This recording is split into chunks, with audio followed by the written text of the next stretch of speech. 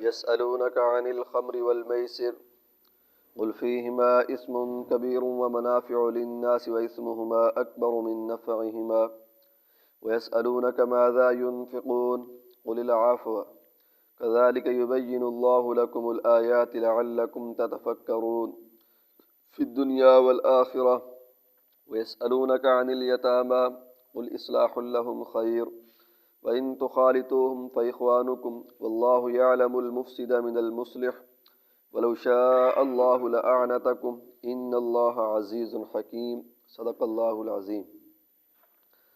ترجمہ: یسألونک عن الخمر والمیسر، وہ آپ سے پوچھتے ہیں شراب اور جوئے کے بارے میں۔ قل، آپ کہہ دیجئے، فیہما اسم کبیر، ان دونوں کے اندر گناہ بڑا ہے، ومنافع للناس، اور لوگوں کے لیے منافع بھی ہیں، واسمہما اکبر من نفعہما، اور ان کا گناہ ان کے نفع سے بڑا ہے۔ وَيَسْأَلُونَكَ مَاذَا يُنْفِقُونَ، اور وہ آپ سے پوچھتے ہیں کہ ماذا ينفقون، کیا خرچ کریں؟ قُلِ الْعَفْوَ، آپ کہہ دیجیے جو بچا ہوا ہو۔ كَذَلِكَ يُبَيِّنُ اللَّهُ، اسی طرح اللہ تعالیٰ بیان کرتے ہیں تمہارے لیے آیات، لَعَلَّكُمْ تَتَفَكَّرُونَ، تاکہ تم غور و فکر کرو، فی الدنیا والآخرہ، دنیا میں اور آخرت میں۔ وَيَسْأَلُونَكَ عَنِ الْيَتَامَى، وہ آپ سے پوچھتے ہیں یتیموں کے بارے میں۔ قل، آپ کہہ دیں، اصلاح لہم خیر، ان کی اصلاح بہتر ہے۔ وَإِن تُخَالِطُوهُمْ، اگر تم ان کو ملا لو، فَإِخْوَانُكُمْ، پس وہ تمہارے بھائی ہیں۔ وَاللَّهُ يَعْلَمُ الْمُفْسِدَ مِنَ الْمُصْلِحِ، اللہ تعالیٰ جانتے ہیں فساد کرنے والے کو اصلاح کرنے والے سے۔ وَلَوْ شَاءَ اللَّهُ لَأَعْنَتَكُمْ، اور اگر اللہ تعالیٰ چاہتے تو تمہیں مشقت میں ڈال دیتے۔ ان اللہ عزیز الحکیم، بے شک اللہ تعالیٰ زبر طاقت والے، حکمت والے ہیں۔ تو بھئی صحابہ کرام کے سوالات چل رہے ہیں، ان میں سے ایک بات یہ بھی چل رہی تھی صحابہ کے درمیان کہ یہ جو شراب اور جوا ہے یہ کیسی چیز ہے۔ آپ جانتے ہیں کہ شراب اور جوا پہلے حرام نہیں تھا، پہلے حلال تھا، اور لیکن جب حلال تھا تو اس زمانے کے اندر بھی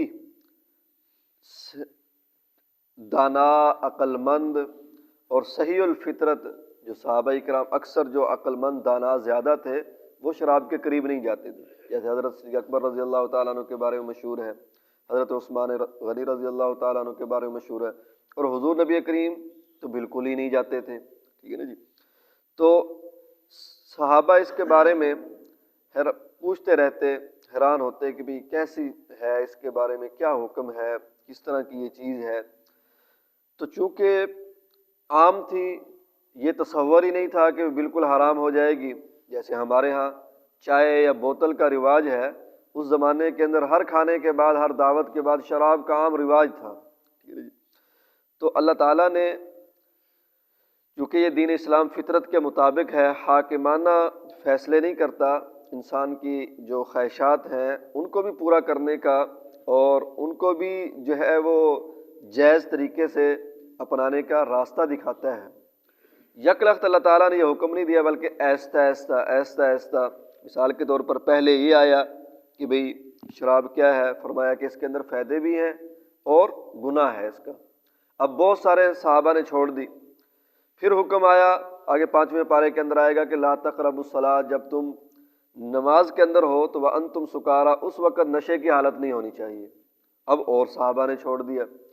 پھر اس کے بعد 7ویں پارے کے اندر آیا کہ انما الخمر والمیسر والانصاب رجس من عمل الشیطان، یہ شراب اور جوا بالکل حرام ہے، شیطان کا کام ہے۔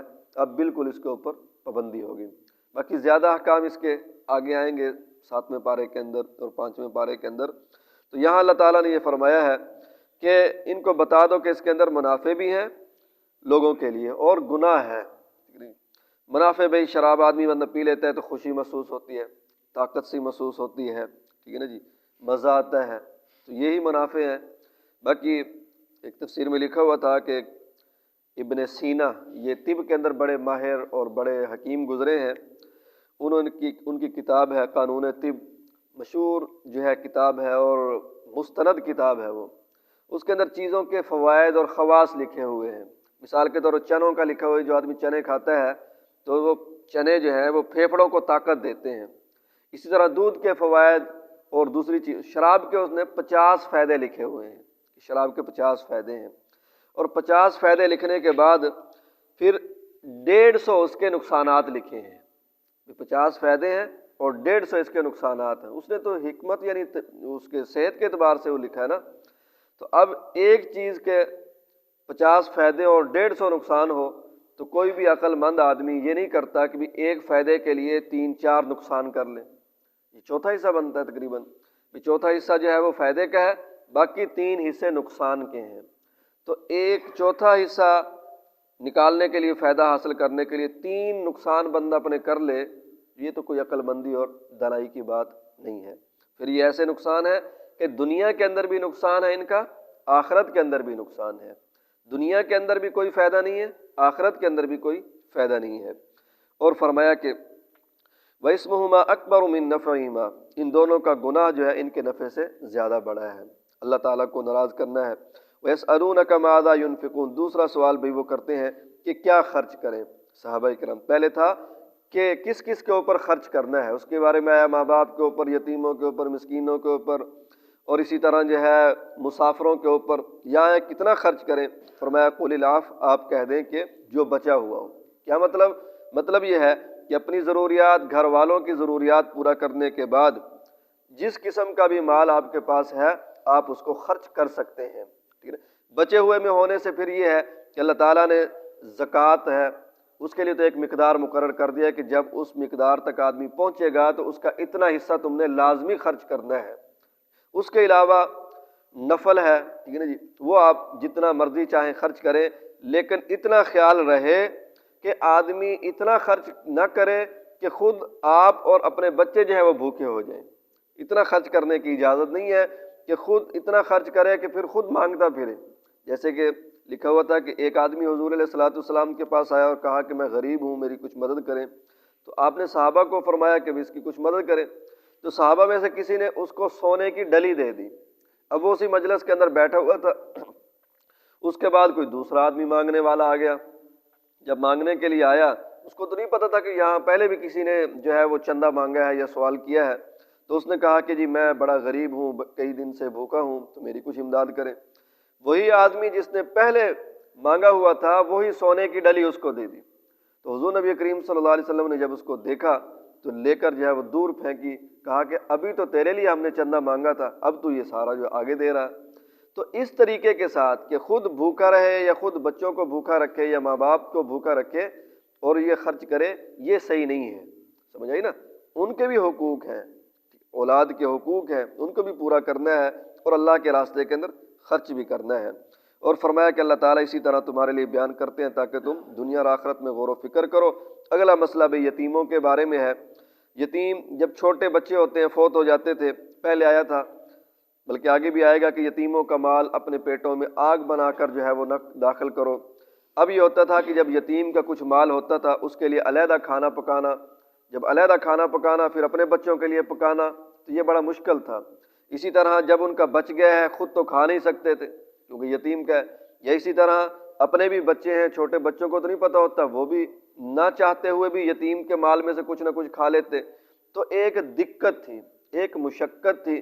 تو اس مشقت کو اللہ تعالیٰ نے یوں دور فرمایا کہ یتیموں کے بارے میں پوچھتے ہیں، قل اصلاح لہم خیر، آپ ان کو کہے کہ ان کے لیے اصلاح بہتر ہے، یعنی اگر ان کا مال اپنے ساتھ ملا کر صحیح طریقے کے ساتھ خرچ کرتے ہیں، یتیموں کا نقصان نہیں کرتے بلکہ یتیموں کے فائدے کے لیے جو ہے اپنے مال کے ساتھ جو ہے ان کا مال ملاتے ہیں، پھر تو صحیح ہے، ٹھیک ہے نا جی۔ وہ تمہارے بین تخالطہم، اگر تم ان کو ملا لو تو تمہارے بھائی ہیں، ٹھیک ہے نا جی۔ اور لیکن اگلی بات یہ ہے کہ یتیم کا مال زیادہ خرچ کریں اور اپنا کم خرچ کریں، تو یہ فرمایا کہ واللہ یعلم المفسد من المصلح، اللہ تعالیٰ فساد کرنے والوں کو بھی اصلاح کرنے والوں میں سے جانتے ہیں۔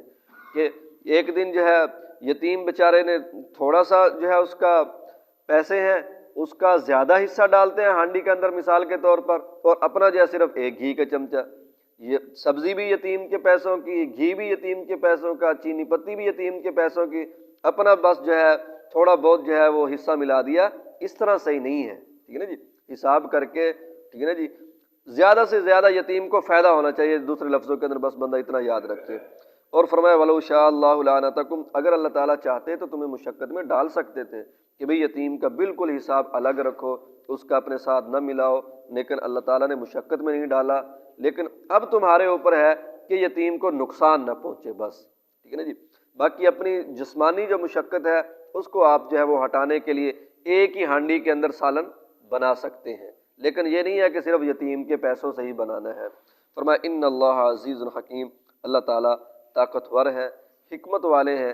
یہاں یہ بھی اس جگہ آیا ہے، اس سے یہ محسوس ہوتا ہے کہ اگر تم یتیم کی خیر خواہی نہیں کرو گے، یتیم کے اوپر زیادتی کرو گے، ہو سکتا ہے کہ اللہ تعالیٰ تمہیں مار دے اور تمہارے بچوں کو یتیم کر دے۔ اللہ تعالیٰ طاقت والے ہیں نا، غالب ہیں، تو اس لیے بھئی یتیموں کا خیال، مسکینوں کا خیال رکھنا چاہیے۔ اللہ تعالیٰ سے دعا ہے کہ اللہ تعالیٰ عمل کی توفیق نصیب فرمائے۔